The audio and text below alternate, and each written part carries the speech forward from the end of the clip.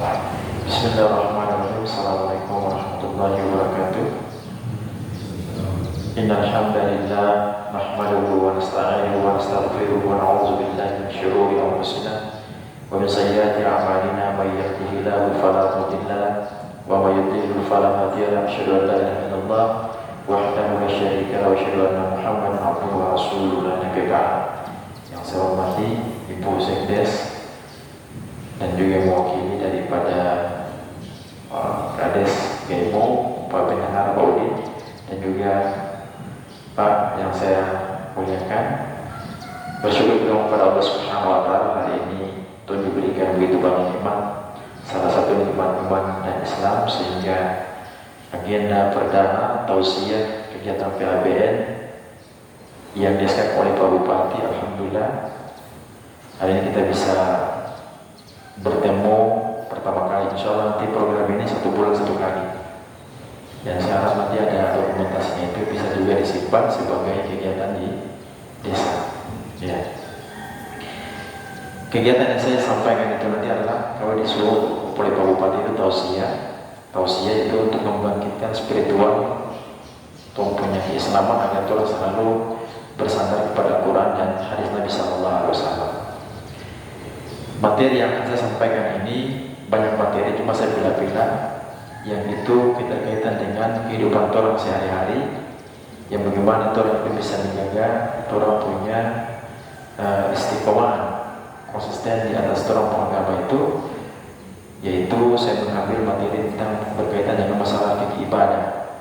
Walaupun ada materi-materi lain juga, insya Allah pertemuan-pertemuan yang berikutnya kita akan membahas, tapi saya mengambil dari salah satu buku para ulama kita, kitab Manhajul Muslim dikarang oleh Syekh Abu Bakar Al-Jazairi rahimahullah ta'ala. Kitab ini menuliskan wasiat beliau untuk membantu kaum muslimin berbagai macam solusi agar kaum muslimin itu bisa bersandar kepada Al-Quran dan hadis Nabi SAW. Materi yang pertama kali saya bawa yang kali ini adalah yaitu fikih ibadah bab taharah. Fikih ibadah bab taharah. Ada beberapa pelajaran yang terkait dengan masalah taharah. Yang pertama adalah berkaitan masalah hukum taharah. At-taharatu wajibatun bil kitab wa sunnah. Taharah itu sebuah kewajiban yang ditetapkan berdasarkan Al-Quran dan hadis Nabi SAW. Sebuah hukumnya yaitu surah Al-Baqarah ayat 6, kata Allah, wa in kuntum junuban fatahharu. Jika kalian dalam kondisi junub, maka hendaklah kalian bersuci. Junub di sini artinya setelah laki-laki dalam masa balik dia mimpi basah, atau perempuan dalam kondisi haid atau berjima, maka sebelum dia melakukan ibadah lain dia harus bersuci. Kalau dia melakukan ibadah tanpa dia bersuci, maka dia tidak sah ibadahnya. Yang berikutnya, firman Allah Subhanahu wa Ta'ala, perintah taharah ini adalah surah Al-Mudaththir ayat 4. Allah mengatakan wa thiyabaka fatahhir, dan pakaianmu wahai Muhammad dan umatnya ini, kita ini hendaklah harus bersuci, harus bersih. Kemudian dalam surah yang lain, surah Al-Baqarah, yaitu taharah ini, kesucian ini, Allah perintah itu dalam surah Al-Baqarah ayat 222. Allah mengatakan innallaha yuhibbu tawabin wa yuhibbul mutatahhirin. Sesungguhnya Allah itu mencintai orang-orang bertobat, dan juga Allah mencintai orang-orang yang mensucikan diri. Allah mencintai orang-orang bertobat dan orang-orang yang mensucikan diri, itu Allah cinta. Kemudian dalam hadis Nabi SAW, sebelum hukumnya untuk orang diperintahkan taharah, bersuci, kata Nabi, miftahus shalat tuhur, kunci salat itu adalah bersuci. Kemudian standar hukum yang berikutnya hadis Nabi SAW dalam sebuah riwayat Imam At-Tirmidzi, salah satu ulama hadis, beliau mengatakan la tuqbalu shalat bi ghairi tuhur.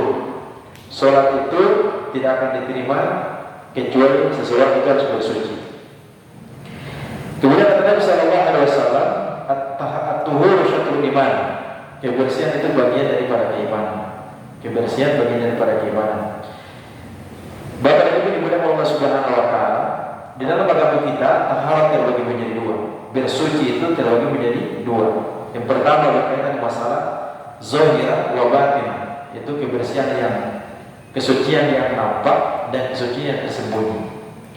Kesucian yang tidak nampak itu atau disebut dengan batin, cara membersihkannya, kata para ulama, hiya tathhirun nafsi min athari dhanbi wal ma'siyah. Seseorang ketika dia berbuat dosa, dia harus mensucikan dia punya diri itu, yaitu adalah membersihkan dia punya segala bentuk dosa dan kemaksiatan dengan cara, kata para ulama, wa dzalika bit-taubah was-sadqa min kulli dzunub wal ma'asi. Seorang itu ketika dia berbuat dosa apa saja, maka dia harus bertobat dengan sejujur-jujurnya dari segala perbuatan dosa dan kemaksiatan yang dia pernah lakukan.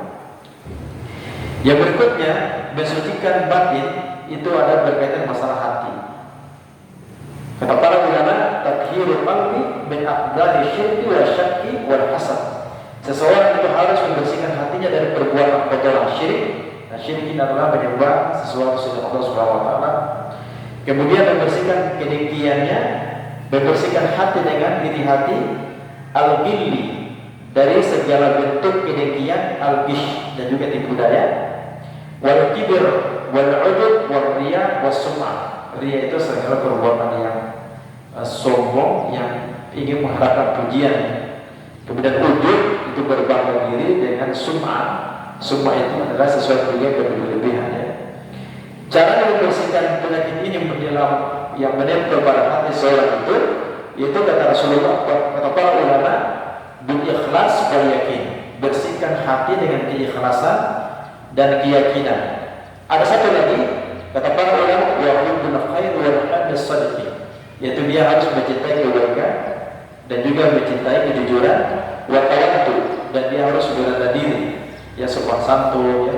Wa iradatu wajhillahi ta'ala bil qulbi wa amal shalih. Kata para ulama, yaitu dengan cara sebelum dilakukan rendah hati, mengharapkan keridhaan Allah Subhanahu wa taala dari segala dengan perbuatan niat dan juga amalan saleh. Jadi kalau kita mau beramal, karena kita punya niat, mau ibadah harus niat. Nabi sallallahu alaihi wasallam mengatakan, kata Nabi mengatakan, inna ba'al binniyati wa inna likulli imrin ma nawa. Tawakkal hijrat ila Allah wa rasulih wa hijrat Allah wa rasulih. Segala perbuatan itu tergantung niat. Siapa yang berhijrah atau beribadah karena Allah, Allah catat sebagai ibadahnya.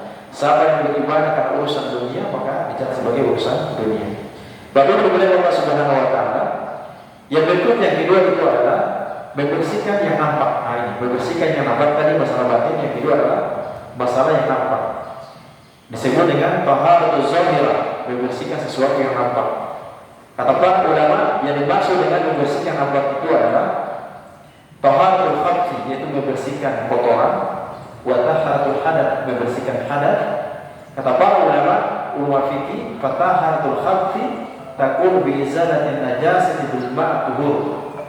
Cara membersihkan itu kotoran itu, yaitu dengan cara menggunakan membersihkan, mensucikan kotoran itu dengan cara menghilangkan najis-najis menggunakan air yang suci dengan di tempat itu, tempat pakaian sholat, tempat sholat, dan juga bahan sholat, dan juga tempat seseorang yang menjadikan masjid.